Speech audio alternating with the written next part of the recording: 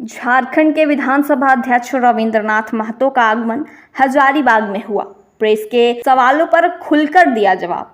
झारखंड विधानसभा अध्यक्ष रविंद्रनाथ महतो एक निजी कार्यक्रम में शामिल होने हजारीबाग पहुंचे। इस अवसर पर अपनी आवासीय परिसर में झारखंड मुक्ति मोर्चा के नगर संयोजक सरफराज अहमद के नेतृत्व में कार्यकर्ताओं ने बुके एवं अंगवस्त्र देकर सम्मानित किया। इस अवसर पर विधानसभा अध्यक्ष रविंद्रनाथ महतो ने कहा, बिल्कुल एक कार्यक्रम यहाँ पर था जो आपने देखा, नया प्रेस का आपका उद्घाटन हुआ और हम समझते हैं कि हजारीबाग की धरती के लिए एक बहुत बड़ा चीज़ हुआ कि आपका अखबार बाहर से छप के नहीं आएगा बल्कि हजारीबाग का धरती में ही छपेगा और आप तक पहुंचने में काफ़ी कम समय लगेगा। उसी कार्यक्रम में थे और उस कार्यक्रम से लेकर के सरफराज जी के आवास पर पहुंचे। ये बहुत पुराने जान पहचान के आदमी हम लोगों का है और बीच बीच में आना जाना लगा ही रहता है। इस विधानसभा का जिस तरह से चुनाव संपन्न हुए हैं और कई विधायकों ने बगैर त्याग पत्र दिए अलग अलग पार्टियों में ज्वाइनिंग किया है, उनकी स्थिति क्या होगी विधानसभा में?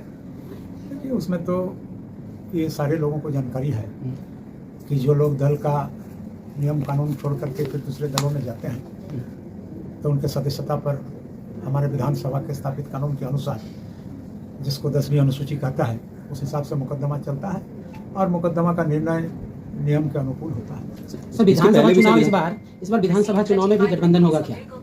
को लाया है हेमंत सरकार ने, लेकिन ये जो नौकरशाह है वो लाभ नहीं दे पा रहे हैं आवाम को, इसके लिए क्या व्यवस्था हो सकता है?